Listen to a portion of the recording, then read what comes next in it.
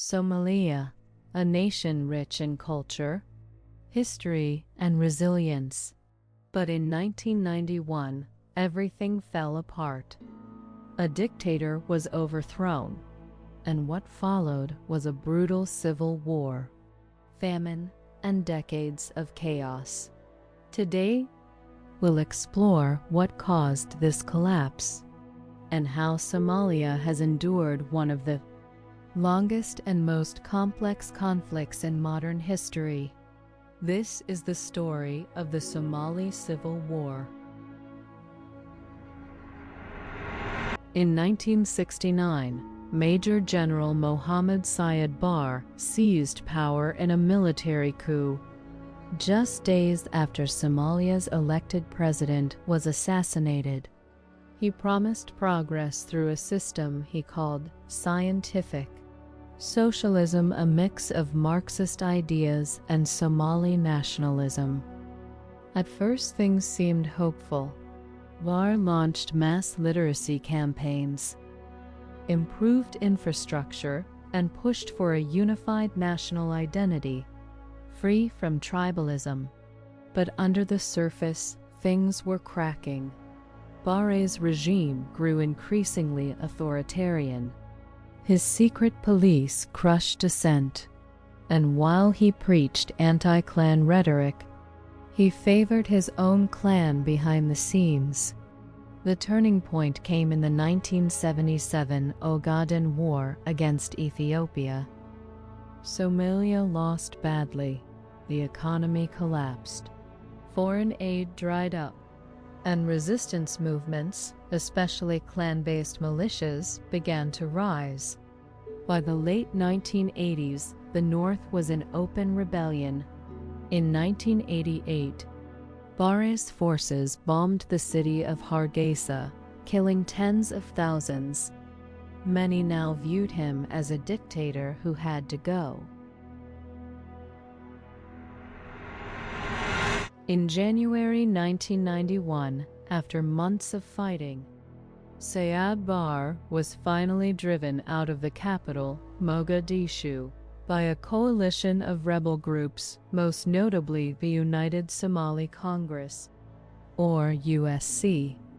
But what should have been a moment of victory quickly turned into disaster. The opposition couldn't agree on who should lead. Former allies became bitter enemies. Two key figures, Ali Mahdi Mohammed and General Mohammed Vara Aidid, both claimed leadership. Fighting broke out between their forces. Mogadishu descended into a battleground. Clans armed themselves. Warlords took over neighborhoods. There was no police, no army, no government, only chaos. And across the country, other regions followed suit. Somalia had collapsed into a patchwork of warlord territories. As the war dragged on, Somalia faced an even greater crisis: famine. Civilians were caught in the crossfire. Crops were destroyed. Aid convoys were looted. By 1992, over 300,000 people had died from hunger. The world finally responded. The United Nations, followed by the United States, launched a humanitarian mission, Operation Restore Hope. Their goal was simple: deliver food and restore order. At first, it worked. Aid reached the starving. Militia checkpoints were dismantled. But tensions soon rose. General Aidid and his forces viewed the foreign troops as occupiers. Clashes began. In 1993, during a raid to capture Aidid's top men, 2 U.S. Black Hawk helicopters were shot down in Mogadishu. The battle raged for 17 hours.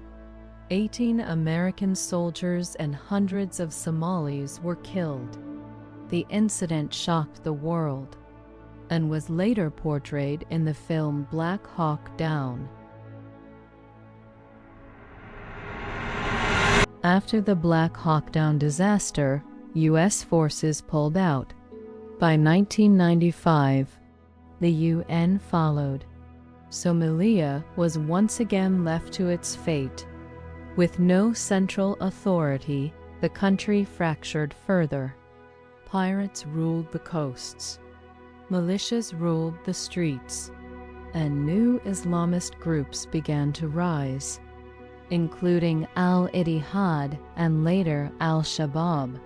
Meanwhile, the northern region of Somaliland declared independence, though it remains unrecognized internationally. Puntland also declared autonomy. Every attempt to create a national government failed. Clan rivalries, foreign interference, and power struggles doomed peace efforts again and again.